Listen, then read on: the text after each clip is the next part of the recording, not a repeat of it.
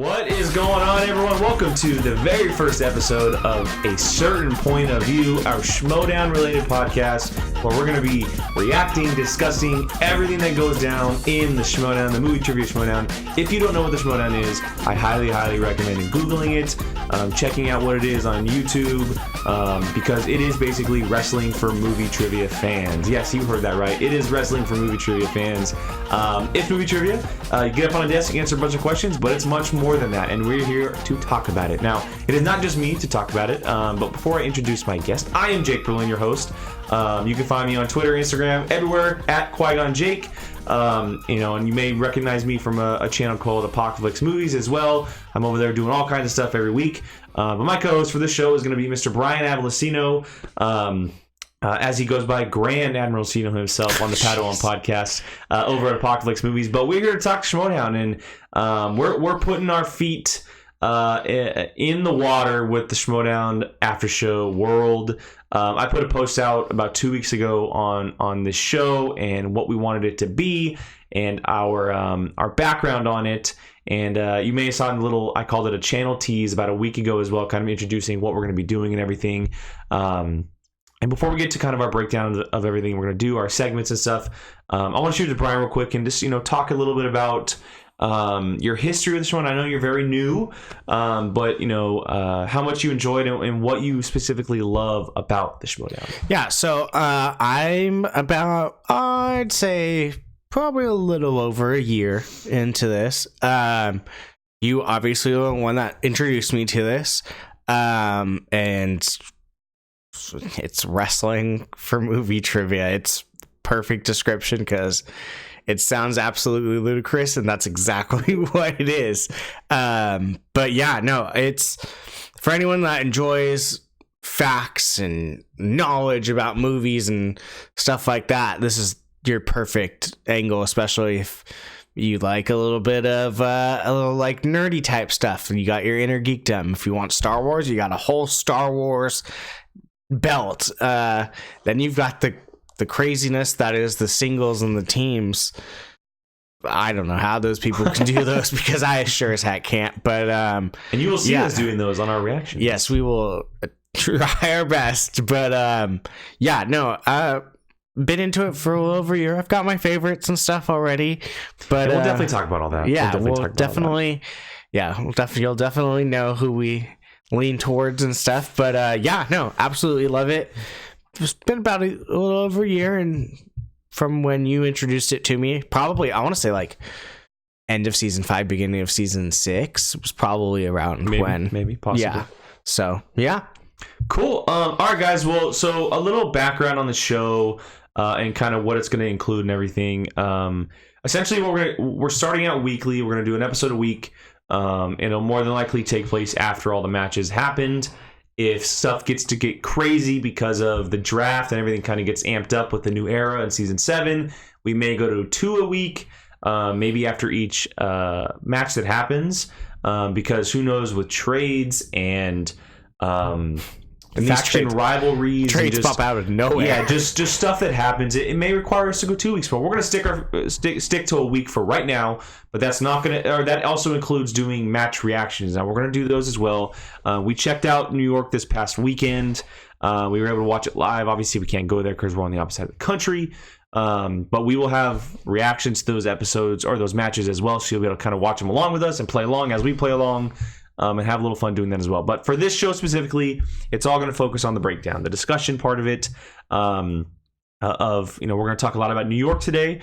We're going to talk a little bit about the trade that happened by the time this comes out yesterday morning, and a few things after that as well. So we're going to start with a segment that just for now we're calling Breaking News and Updates. And this includes feuds, trades, game revelations, new rules, anything that may happen inside the game itself. It's going to be included in this category. And as I just mentioned, a trade happened yesterday morning. That's the first big trade of the season. We saw multiple trades for the draft. Just picks happened, swapping selections. But this is actual players. Two players were actually swapped. And that happened between the Burning Droogs, or Robert Meyer Burnett with the Burning Droogs, and Kaiser of the Dungeon. And Burnett sent Drew Grant to Kaiser for Glaudia Dolph. Now, Before we get to some in-depth discussion about this trade, just initial reactions, Brian, on what you initially thought when this popped up on your feed. Holy crap, Video Drew's going to be with Kaiser. Yeah. Instantly. That is enough of a pay. Like, those two together are going to be amazing. Only thing that's a bummer for me is, to me, that kind of what everybody else thinks too. Dug the nail into the ground that loony bin is not. So when I first saw this morning, I get up early and I saw Christian. He posted it early. Yeah, like it happened early. This was like 7 or 8 in the morning. No, this was like 6 a.m. Oh, okay, like I was already on my way to work, 6 up. a.m. And it took me about a minute. Bateman summed it up perfectly. He put it on Twitter. He said. He was like, "Wow! It took me about 30 seconds to process that this isn't bringing back the loony bin." Yeah. Like my first thought was, "Oh my god, is she with Tom? Is she with Tom? Is she with Tom? Is she with Tom?" But then I realized, no, she's not with Tom. See, I never thought that because I knew Tom was Kate's number one. No, I definitely knew that. But it's when I see Drew Grant traded, the first thing I see is, oh yeah. I expect her to be traded to the team that Tom is on. Yeah. It's massive for multiple reasons. One, you just mentioned it. Looney Bin is officially no more. Yeah, that's for now anyway. For now, well, I have a hard time imagining that Kate's going to give up. Don't be surprised. I don't think Kate will give up number one, but I do think that Kate may give up something for Video Drew, and that's definitely possible. That is definitely possible. That's true. But that's true. There's repercussions from this because Burnett. He didn't get a lot in return. And this is nothing against Claudia Dolph. We haven't seen anything with Claudia Dolph. We don't know much of her personally. Mm-hmm. But everything from what the chairman, Mr. Harloff, is saying is that if she's put in the right position and she studies, she could go on a massive run. That she could be a really player in this league. Which, if that happens, then all credit to Mr. Burnett for making this trade. Yeah. But at the moment, for Video Drew, who was in the semifinal of the team finals, the tournament, who stood her own against a lot of players, you expect to see a good return. And at the moment, it seems like a single swap may not be a lot. No, and you do have to think about a few things. I don't know where Claudia Dolph is as far as location? Living in the country. Mm-hmm. Video Drew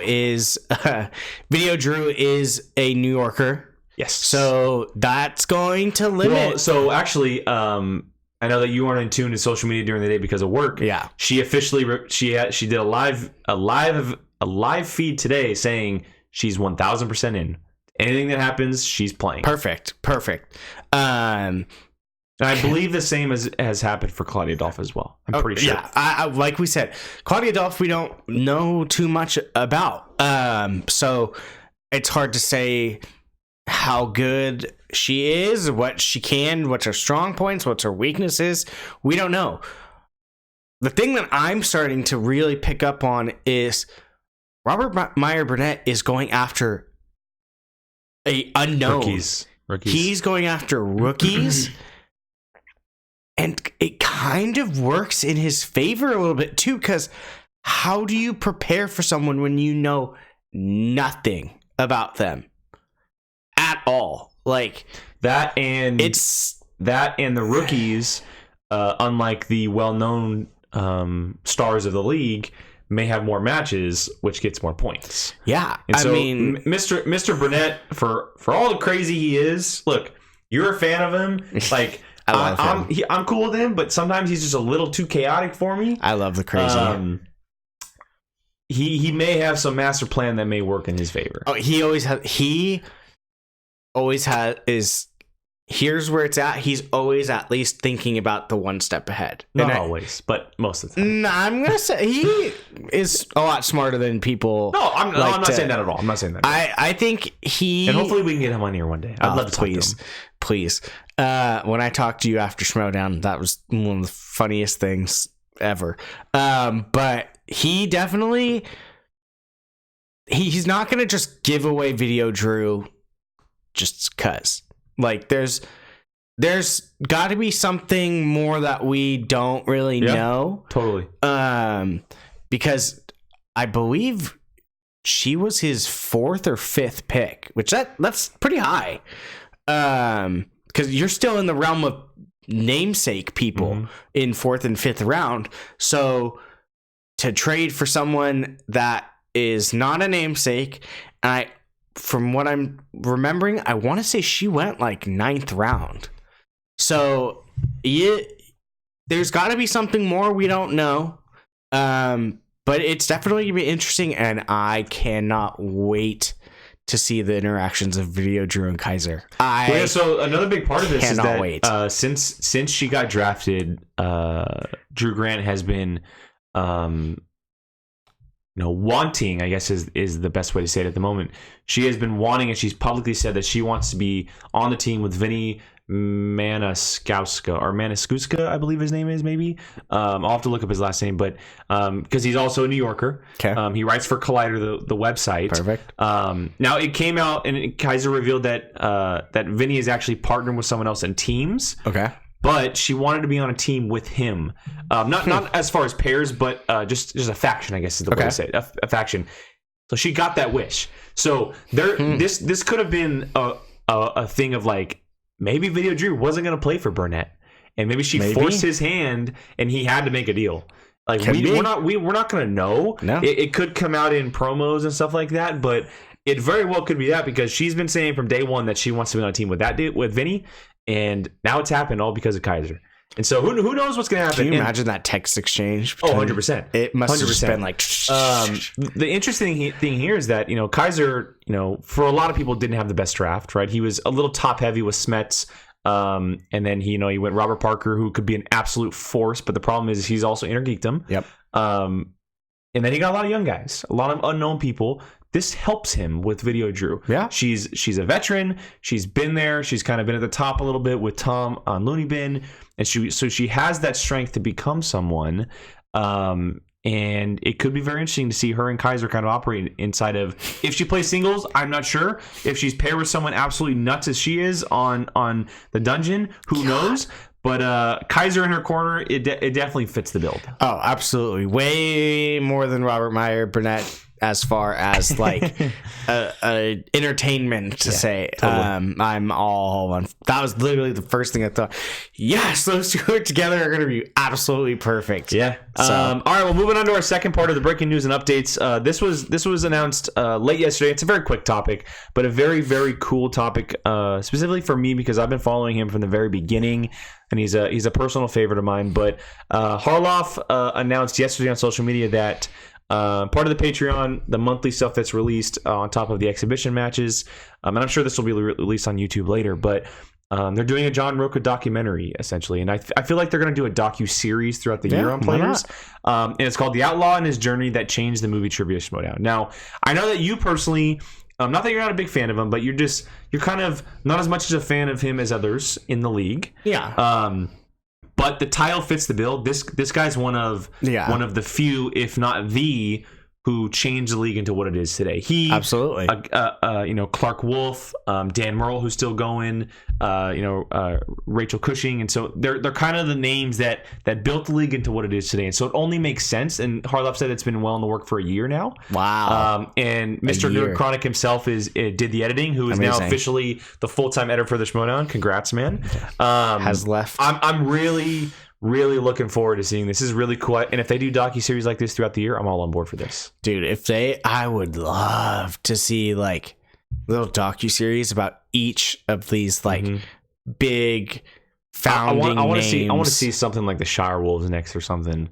Someone who's retired, I would love to see that. Just the big names like Dan Murrell, I can't say else. Murrell. Roca, even like Kalinowski, Cushing, Wolf.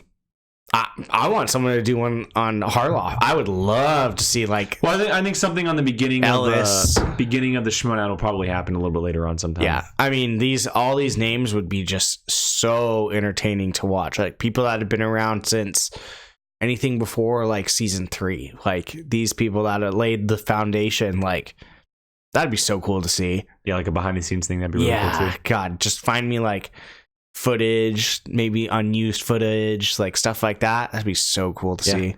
Cool. We're looking forward to seeing that for sure. But on from breaking news and updates, we're going to move on to our match discussions. Now, sometimes this may just include one match, but for today, this will include both New York matches. If you have not seen the New York live event yet, this will be spoiler filled. So come back afterwards, bookmark us, fast forward a little bit, and because we don't want anything spoiled from you, obviously. It comes out. It's dropped on YouTube. I want to say the first week of February. I think like February 6th, but it's for patrons the next couple days. And but we watched it live on Saturday night, and we were able to kind of hang out and watch it. And we're going to talk about it. So we're going to start with the Andrew Guy and Robert Meyer Burnett match, which was a match set up by Mr. Bateman from last year. And because Harloff already said that managers basically can't compete unless they take a spot from their team. And so this was set up last year before the draft happened, which is why it happened. And so we're going to kind of go through our expectations of what we thought it was going to happen beforehand, a little bit of discussion in between, and talk about mainly the turning point of the match, kind of what happened to turn the tide for one specific player. And then we're going to talk a little bit about what the results mean going forward for that player or players. And so for me, I mean, it may be what a lot of people think, but I felt like this was one-sided from the beginning, specifically because Andrew Guy's been playing. That's the only reason why I had thought that. Robert Meyer Burnett hasn't played in a while. He's been managing. Yes, that's still inside the game, but that's not in the seat itself. And so I felt like whether or not it would have been a blowout or a close game, I felt like no matter what, Guy would have came out on top because he's the one who's been playing. He has the kind of, not the experience, but he has the experience as of late inside the game of what it is. And Robert Meyer Burnett has also never done a live match. Guy has, and so he also has that experience for how to kind of work with the crowd and the questions and everything that happens inside the game. But I'm very happy with how it ended. It ended in, I believe it was a 1-point game. No, 15-12. So it was a 3-point game. That's right. It was a 3-point game. But Robert Meyer Burnett missed his 5-pointer, I think, and Guy won off of that, correct? Yes, I believe so. And we may be wrong on that. We don't have the video for right now. But I'm not surprised with how it ended, but I am surprised at how close it was. It was definitely a back-and-forth match from the beginning, with mistakes here by Guy, mistakes by Burnett. Random questions that nobody would have found out. Like, it happened in this match for a reason. And of course the rivalry because of Burnett managing him last year. It was fun. Guy always puts on a show, and I think it was a really strong undercard match. Yeah, I definitely was surprised at how back and forth it really was. It was like a lot of crap talking too. Yeah, there was a couple times that I was seriously going, Robert Meyer Burnett might actually sneak this out. He might actually sneak this out if Andrew Guy doesn't like hammer some stuff home. It ended how I expected it to end, with Andrew Guy winning. Did I think it would? I mean, you could say it's kind of close. It was close. It was close for almost the entire match. Well, I was going to say the final score. I mean, 3 points is still relatively close, especially since it was coming off of that 5-pointer. So but Burnett could have easily hit that 5-pointer, and Guy could have missed it, and Burnett could have won. Exactly. Like it was down to the last question. Yeah, really. It was definitely close. Like I said, there was a couple times where I was like, he might actually beat Andrew Guy. Like, there was definitely like times where I was like, he might sneak this out. But like you said, there was definitely a lot of like greenness to Robert Meyer Burnett doing stuff. When the one thing that instantly pops to my mind was when they were doing the second round, and he didn't go for multiple choice. Went, I don't know it. Yeah. And then Andrew Guy's like, well, then go for multiple choice. And he's like, again, that's not playing the game in a while under the lights. Yeah. So, I mean, in the end, maybe kind of worked out because Andrew Guy might have known that, stolen a point, but I don't think he, like, the multiple choice even like crossed his mind. I think that the match itself doesn't really have like a turning point. No. But if we were to go to one, that's the turning point. Probably. Again, it went down to the last question, so there was no really turning point. No. They both, if you put them in a room and they study like they study and they know their stuff, their points are much higher. They're both incredibly good at this game. Absolutely. And Burnett, when he was on and playing, decently low scoring match. It was 15-12. 15-12, right? yeah. Burnett was an Intergeekdom champion, so he knows his stuff. Yeah. Guy, the only reason why I was kind of wondering if Burnett would have pulled this out is because sometimes when Guy gets in his emotion, he kind of lose sight of everything. Yeah. He starts to lose sight of it, but this may have been the tide turning of a different kind of guy. Because he said at the end of the match, he said, "No longer dastardly. I'm oh god, what's oh my god, what? It's another D. I literally just had it until you start going not dastardly, debonair. Yeah. Debonair. So no longer dastardly, debonair. Yeah. Which obviously could possibly mean that he's turning to a babyface. Well, he definitely wasn't as like. Like it just reminds me of like rabble, where it's just like constantly like all over the place. He didn't swear. That was, I mean, which shockingly enough, was a new swear rule. Yeah, but I mean, still, that's usually part of his character. Well, it's not implemented, but they want to do it, and yeah. But I mean, like his character definitely goes to those levels, and for the most part, like the times he did go to those like loudness is just kind of like the same anyone else would do. Like, what are you doing? Use your multiple choice, like that type of stuff where it's just like a loudness, like you're being a dork, like that type of stuff. It wasn't like his character where it was like F this, da da da da, all that type of stuff, which it made me really enjoy him a lot more. Like, I like if he turns face, it's going to be very interesting. It's going to be very because well, the big thing here is when he was heel with McWeenie, it was just awkward. Yeah, because when McWeenie was with Levine, they were my favorite team. Yeah, Above the Line was by far my favorite team, and I thought McWeenie was just going to take everybody to town. And then when he paired up with Guy, I was like, no, like McWeenie's going to go heel, but that didn't happen. He kind of had like just stayed. Well, yeah, he would like he'd have like Guy on a reel, right? And he'd let him go out, and then he'd reel back in. Yeah, he'd let him go out, and then he'd reel back in. And if they take this guy who has been a heel from the second he entered the league, who has some of the most chaotic moments in Schmoedown history, easily he got smacked, and with he gets trained, and he gets led by not just McWeenie but someone like Levine, he could be very dangerous. Absolutely, because the antics and the craziness aren't going to matter anymore. Mm-hmm. It's going to be straight trivia with him. And when it comes to trivia, he knows his stuff. He's very good. And I mean, we got to remember, in singles, he took down Merle, he took down Roca, and he took down Riley, I believe. Maybe not Roca. I know he took down Riley and Merle. Yeah. And those are big wins. Absolutely. Those are very big wins. Anytime you take down Dan, like that's a notch. Like a face guy and a McWeenie who's on, that's a very scary team. Yeah. To be honest, I kind of would like to see the character of like him going from like this like everyone hates him, everyone boos him because he's just such a jerk, to like now he's like I'm so reformed, like I'm such a good guy, you guys need to love me now because I'm a good guy. It'd be funny, like I would be entertained by it. I think it's gonna happen. So. Do it, like I would love he's that. No longer dastardly, he is debonair. Yeah, debonair. All right, well, let's move on to our second match, and that is the main event, the number one contender match, which was originally supposed to be Kevin Smets and Mara Konovic, but because of health reasons, they had to switch it up a little bit. And Mara's boyfriend stepped in to a three-way. I call it a three-way. Triple threat is what they're calling it. I thought we were trying to not use triple threat. Yeah, I was like, with Shazam. So you have Willem Bibiani, Brendan Meyer, and Dan Morrell going head to head in the main event. Look, out of all the events I've gone to, if I would have had this in my main event, I would have been so happy. Seeing a triple threat with these three players would have been incredible. Seeing it on TV was awesome. Seeing it live would have been so much better. I'm so jealous of all those New Yorkers. I know. We could tell how much they were enjoying it every time they got up. And I mean, we got to say that, like, I think for the most part, it was just kind of going to be like Bibbs and Dan. Then Bibbs used it to get his kid in there. So I thought, I mean, I said it, I thought Bibiani had this. I felt like Bibiani, and we both picked him before. The break from Spectacular to now definitely hurt him, I think, because he was on a momentum shift that was unlike many had seen this league in for a very long time. Not in singles, at least, right? We had seen it in something like Intergeekdom when Mara did it. She went undefeated, went on a title. The Shy Rules have done it. Retro Coaching did it. Smets did it.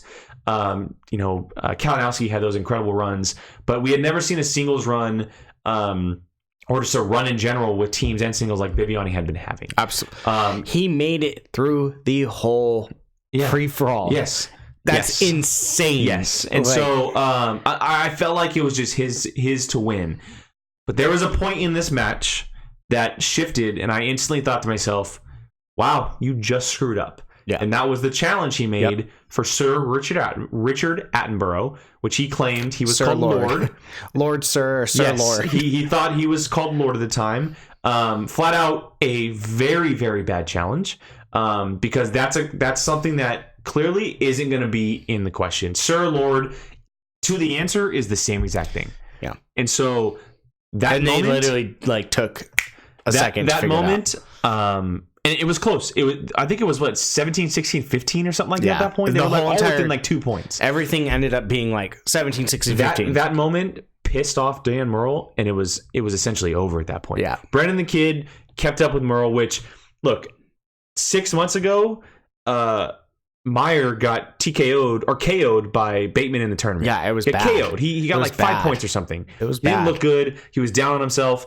He showed up to play. Yeah. And this kid can be such a good player moving forward. We've seen his knowledge. He's obviously grown and learned from Bibiani and showing in singles. But I do think that having Shazam there kind of played with it a little bit. The turning point for the match was obviously that challenge because it had a big impact on how Murrell outlooked the game. Yeah. So for me, my biggest problem is how much is Bibbs doing for himself versus how much he's doing for the kid. I'm starting to almost feel like I'm seeing he's more willing to help the kid than he is himself. Because he almost did it a second time in the match where he tried to help out Brendan Meyer. It's when Bateman came up and Yeah, so I'm sitting there okay, I understand. You gave the kid the opportunity. He is up there proving his own. But at the same time, you need to make sure you're doing it for yourself as well. This was not a team's match. I understand he's your partner and you do team stuff, but it could have cost either of them a win. Not only that, but we also have to remember that these players now have to have a different outlook on the game because of points. Win adds more points to your faction. Yeah, that's the problem with Shazam. And Shazam's my favorite team right now. They are. Yeah. They have been for a while ever since the Shire Wolves retired. But they didn't have a manager. They don't know how to work with a manager right now. Bibiani has always kind of been a lone wolf ever since he left the Horsemen. And so it's all learning for him, and now that they have to learn to play this game a certain way, because if you win, you get more points than you lose. You get points for being there, but if you win, you get more points, and that's bigger for your faction than it is for yourself. And that could have been huge for the Murthy Malks and Koy Jandrew starting off the season like that, and then going to a number one or to a title match with Ben Bateman. That could have been massive. This was worst case scenario for the Mouthy Mercs and their team.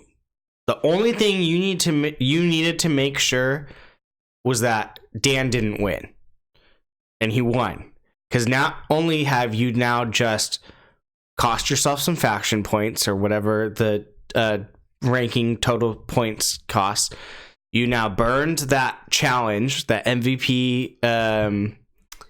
What do you want to call? What do they call it? The free for all. The free for all. Yeah, the free for all MVP thing on the kid.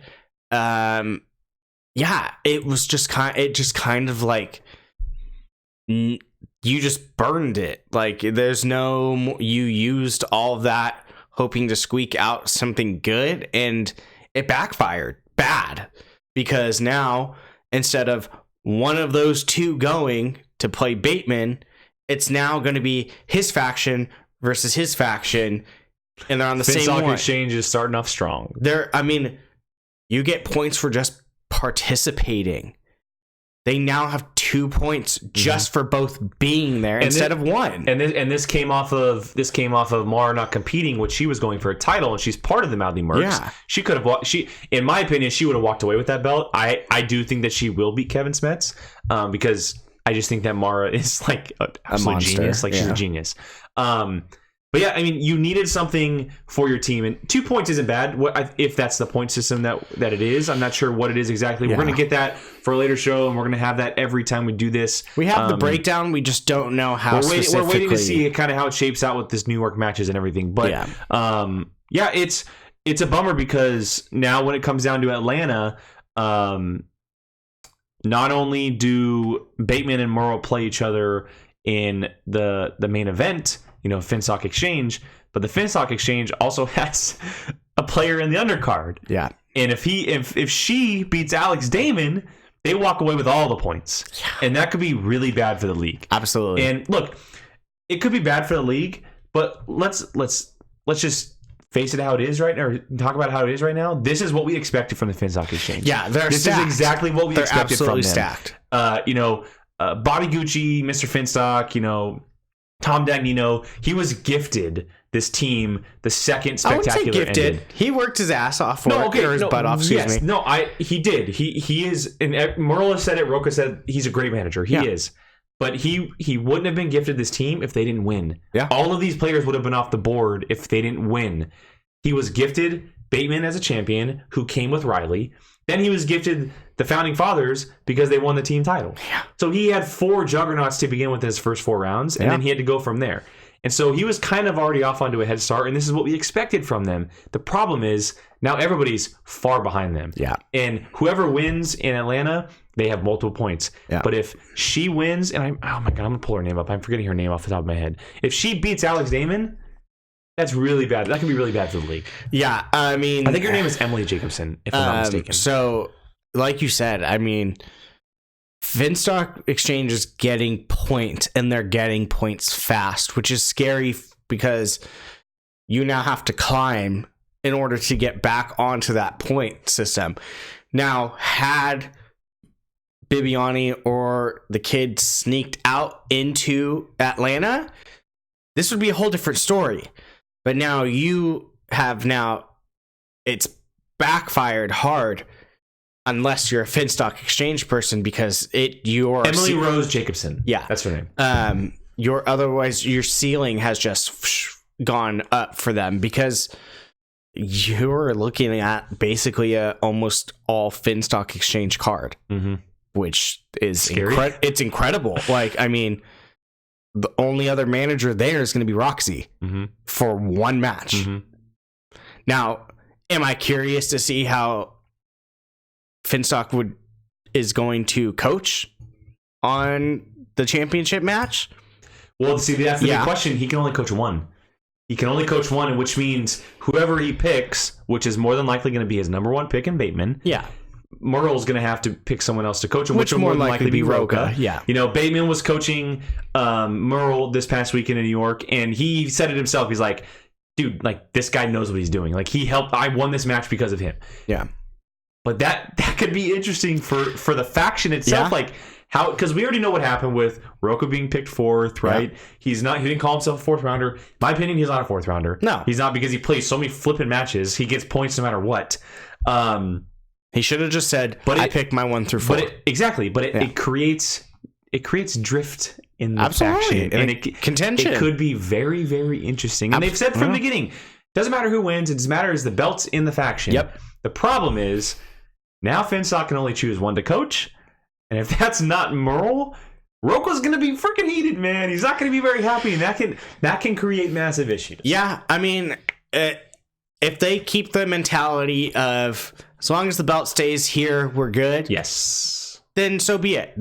And it works towards your favor. That's what needs to happen this year for every faction. That's how the league's working right now. Exactly. And that's how this is going to come down, is you are now working for the team, not yourself. And it's gonna be hard for so many people. Absolutely. Well, there's a lot of egos in this, and a lot all on the Finstock Exchange. No, you got Corruption's got Roca and Bateman. The biggest egos. And Tom Dagnino. The biggest egos definitely reside on the Finstock Exchange, but I mean, you now have to stay at this level while everyone else is coming for you, and that's going to be stressful.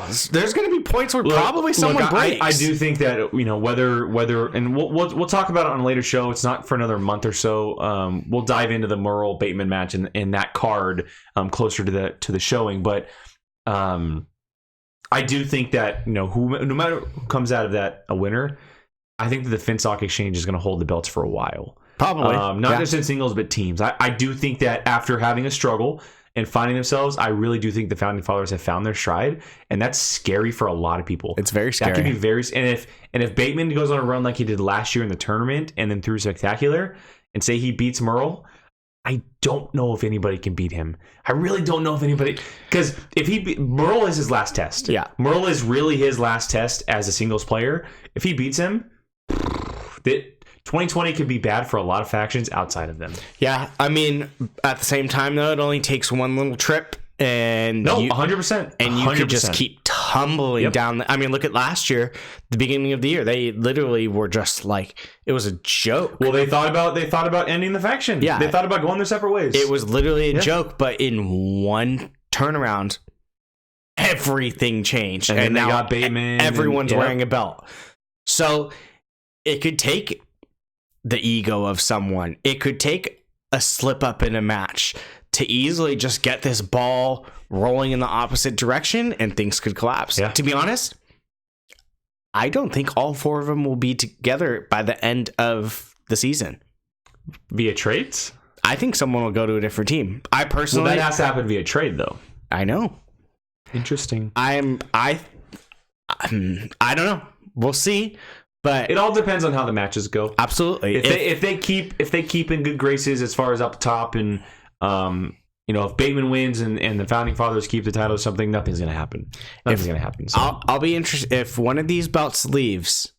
I'll be interested to see what happens. I think the only outcome where someone leaves is if Founding Fathers lose the titles. Probably. That's the only outcome. I mean, I'm sure Harloff's got things going on in his head right now. Yeah, this is going to happen if they lose. Blah, blah, blah. I'm sure. All right, well, let's move on to our final section, our final segment of the show. It's not going to be much this week because, again, we don't have breakdowns of the points. This section it's called League Update. We're going to discuss faction standings, a breakdown of points for players, where they rank as far as divisions, everything like that. But the league hasn't really gotten going yet. We only have 2 matches under our belt, and so we're going to wait to hold off on that, and we're just going to preview a couple matches here. Just pick some winners for these matches, not going to any kind of discussion or breakdown of them. Just simply pick a winner on these matches. These are the matches that have been announced so far, and Harloff announced yesterday afternoon that new matches will start to release on February 7th. Perfect. And so that's next week.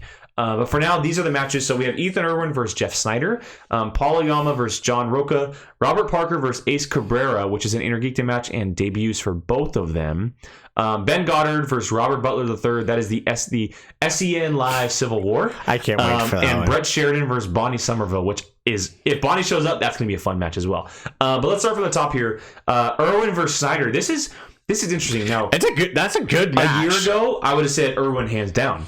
Hands down, I would have said Irwin. But Snyder, he shifted a little bit. Ever since he teamed up with Andrenko, and ever since he got Roxy as a manager, his outlook and perspective on the game has really shifted. Absolutely. He doesn't take breaks like he usually does. He doesn't give up.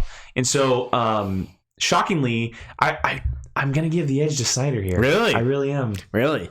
I'm going to go with Irwin. So we'll be at opposites on this one. He's a vault of knowledge. It's ridiculous. I know. You know what's funny about it? He doesn't even study either. Like, that's how knowledgeable he is, which is scary. And Steiner's very similar because he works in the business, but Irwin's an executive, and so he knows like everything. Yeah. I'm gonna go with Irwin on this one. It's swag versus the rock stars in that one too. It's very interesting, isn't it? No, that's Burning Droogs versus. Oh, Burning Droogs. You're right. Yeah, Burning Droogs. Sorry. That's my fault. That's my fault. That was Robert Meyer Burnett's first pick. Yes.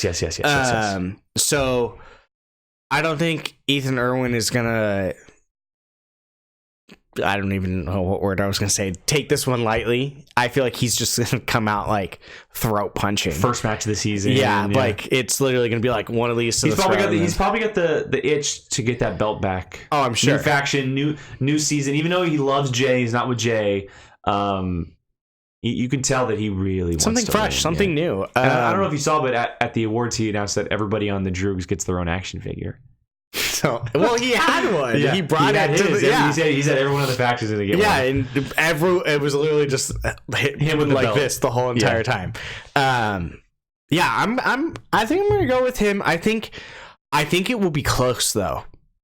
I think it will be close. Yeah. There's going to be a moment where the tide shifts and something's going to happen. I'm honestly willing to say it's going to be almost like, if I had to put a point, maybe like a 2-point spread. Like if Snyder gets in his head, Irwin takes it, because Irwin doesn't get in his head. Yeah, he's very calm. Snyder's very like, crazy. Oh, he's all. I mean, he came out with no pants one time. He's crazy. Like, he's nuts. But that's why I love watching him play. Absolutely. But if there's a mistake, or if he hears a question wrong, or if there's a challenge that doesn't go his way, I think Irwin takes the game. I'm honestly probably most curious to see how Robert Meyer Burnett manages him during this. I think the more interesting question is if Ethan Irwin buys in to the personality and the way that Burnett manages. Yeah, I think that's the bigger question. I think honestly, that's probably what I'm looking forward to the most, to see how that dynamic will play out. That first promo is going to be fun. Yeah. So all right. Well, on our second match, we have Paul Oyama versus John Roca, which is one. This one is Swag versus Finstock Exchange. This one's going to be interesting because, I mean, John Roca is one of my all-time favorites. I've loved him from the beginning. I think he's a great player. He's on the Mount Rushmore. He really stepped it up at the end of last year. Kind of got his footing a little bit. Made a little bit of run in singles. I don't know how he faces up against Oyama just yet, and especially after Oyama took that beating from Bateman in the Spectacular. But I do think that there's a high chance that Spectacular loss kind of lit a fire under Oyama. He found the love of the game again, because he lives in Hawaii. He's off on an island. Yeah, right. He's by himself. I feel like he's just been studying, sitting, learning, understanding. And I have a feeling that he might come out and beat Roca. I really do. So you think Oyama? I'm going to give the slight edge to Oyama. And Roca might yell at me, but I'm going to give the slight edge to Oyama. You would have picked him if you would have finally met Roca. Yeah, Roca. Every live event I've gone to, I wanted to meet you, and you've somehow disappeared on me. Every single time. I even said it on SEN Live that week. I was like, man, I'm going to look forward to meeting you. I came out looking for you. Nowhere to be found. Every single time he comes home from one of these events, he goes, I still haven't met Roca. So, but I just want to shake his hand. I want to shake his hand and tip the hat to the guy. Yeah, you've met literally everyone but him. I agree. I think Oyama is going to come with a fire that just like lit up like this, and just like new faction. I'm here. I'm making my imprint. I really do think that Oyama fits well with Winston and Jay. I really does, because it's a different perspective from the craziness and the kind of ridiculousness of Kaiser. Yep. Winston and Jay are definitely a little bit crazy. It's swag, but they bring this swag mentality where it's kind of like, yeah, we know, like we cool, like that type of mentality. And I think that's going to help in the favor of Oyama. Yep. The problem is, if Oyama loses, it might be a hard fall for a while. It might end up being a hard fall for a while. If Roca wins this match, Oyama could take this pretty hard because of the loss in Spectacular and now the loss to Roca. Yeah. I think he needs to start the year off strong. I really do. I do too. I don't see this one also being a far point spread. No, these first two are going to be close for sure.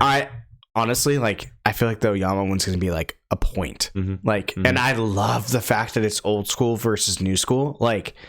It's literally it's fun. You can't go almost any more old school new school. The last time Roca faced a youngster new school was Chance, and he beat Chance. Yeah, he beat him good. And so if he does that again against Oyama, it's going to be fun to watch, because when Roca does this type of stuff, he's fun to watch. Yeah, he's really fun to watch. And I mean, Oyama, he loves facing these old ones and beating them. Dan, that match was like fire, but when those two.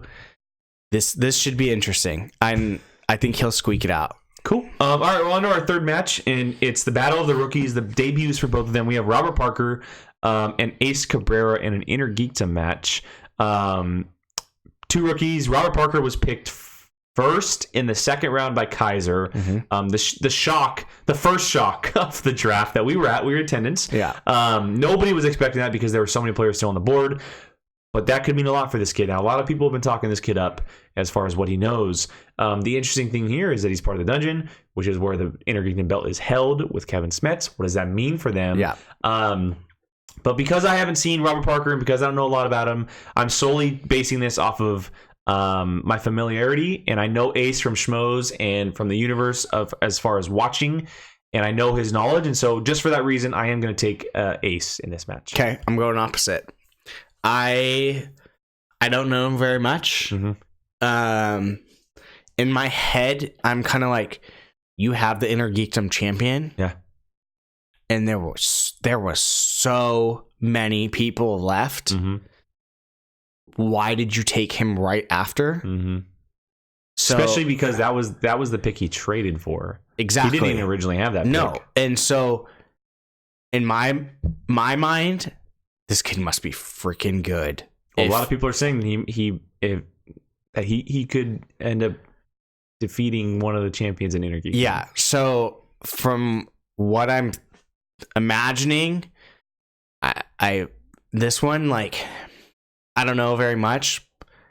I could see this one being a blowout, and I don't even know anything about him. It just, but from the way everyone's talking about him, the fact that he went second, which was literally an like audible gasp, like people were like, this early, yeah, this kid, he must be really good, yeah. And I think this is gonna be his like, I'm here type moment. Could be interesting. All right, we have the SEN Live Civil War next, which is Ben Goddard and Robert Butler III. This is Ben Goddard's debut. Robert Butler III has competed before. He was on teams with Christian Rubicabra. And so this might be the tightest one for me. I go back and forth on the two of them. I mean, I watch them both every day on SEN, and I know what they both know. But because of the experience and the not just inside the game, but also being around for so long and being a filmmaker himself, I feel like, and going to film school and all this type of stuff, I feel like RB3 might have a little bit of an edge on Goddard. But on SEN, man, Goddard knows his stuff. He really does. I just feel like being his first match, it might get to him a little bit. And so I'm going to take RB3 on this one. I'm going to go opposite with you. I love that we're picking opposites for the most part. I think personally, I completely agree with you on the fact that RB3 probably comfortable, knows how it runs like that. I see maybe Goddard having that trouble like a little bit in the beginning, but then getting over it and going straight into it. I don't think with the amount of like love he got at that show, like everyone was like, yeah, when he got picked and stuff like that. I don't think he wants to look stupid. So I feel like he probably it helps too having Kate in his corner. Because they're so friendly. They know each other. It helps, first time, and Kate knows the game a little bit. Rookie manager, rookie player, definitely helps a little bit. Yeah, so. I don't think I don't see him taking this lightly. So I think maybe he'll squeak that one out. All right, moving on to our final match, and it is Mr. Brett Sheridan, the Sniper, versus Bonnie Somerville. Look, there's a joke that Bonnie Somerville, if she shows up, she wallops Brett. She was supposed to be at the awards, didn't show up. Something happened at her house. There's a lot of times where she kind of quote unquote flakes, as they say. I just want to see the match. I really do. I just want to see it. It sounds so much fun. Brett Sheridan did the free for all last year. Didn't answer a question right. He's just so fun to watch and be around. But I do think that if Bonnie's in there, because she has experience with the game, she has played in the past, I do think Bonnie would win. But I can't wait to see what Brett does. I really can't. Yeah, I don't know much about either, to be completely honest. I do know from free for all, where it was just like a okay bye type thing. I can't imagine you would want to keep looking like that. So I'll pick him. I think it'll be probably close. Cool. So we'll see. All right, well, there it is, guys. Our rundown on the matches. And again, on future shows, we'll really dive into these on previews, and then obviously afterwards we'll break them down and kind of what we see. But those are just the matches that are first announced at the moment. And like Karloff said yesterday, we're going to be starting those on February 7th. We're going to be a lot of them. If they stick with the format from last year, it'll be twice a week. And you guys will get some reactions. You guys will get an episode a week, more than likely, probably on the weekend after the matches air. But we'll see how it all shakes out. It could all change. This podcast or this show might be more in demand, or we just may want to do it more. And so you may see more of our faces or an audio format. So, before we get out of here, just a couple plugs for the show. Obviously, if you're watching this, you can find it on YouTube. It's going to be on my channel. It's just Jake Berlin. We're not going to rename the channel or anything in the moment. It's just going to be the show on my channel. A certain point of view, and then we're on all audio platforms as well. So Anchor, Apple, Spotify, Google, all these other ones, these podcast platforms that you can go find. You can find this show up on there. Our reactions won't be audio because the reactions, what's the point in putting them about audio? You can find those on this channel as well. And if you guys have questions, if you want us to talk about certain things, let us know in the comments. We'd love to hear from you guys. This is what the show is all about. We just want to talk Schmoedown. We really do. We love this game. There's so much stuff about it that we love, and it's just an outlet for us to talk about, to relax, hang out, because sure, we can talk about it in our daily lives, but it's cool to talk about it with you guys and be a part of the community. And we're very excited to be part of this after show community with like Call to Action and City Fanatics and Abby Friel and Late to the Party, one of the originators, and of course Schmoedown Rundown with Frank Janish and Brad Gilmore. We just want to be a part of it, hang out, talk to you guys, and have fun doing that. So absolutely, Brian, any last words before we get out of here, man? I'm excited. If this season's going to be anything like those first two matches, we're in for a hell of a season. Yeah, and it looks like we're going to be getting a live event every month, which is a big thing. And if it's in demand enough, maybe we'll record our reactions live. Who knows? But we'll be watching those, and we'll be watching reactions when we get to them. Our busy schedule, sometimes we can't do it. We both have full-time jobs. It's hard to sometimes, but we're going to get to it as soon as we possibly can. But yeah, so there it is, guys. Again, that is Brian. I am Jake. This is A Certain Point of View #1. We thank you for joining us. Make sure you guys check us out on YouTube and all the audio platforms I just mentioned. And again, we thank you for joining us, and we will see you guys next time.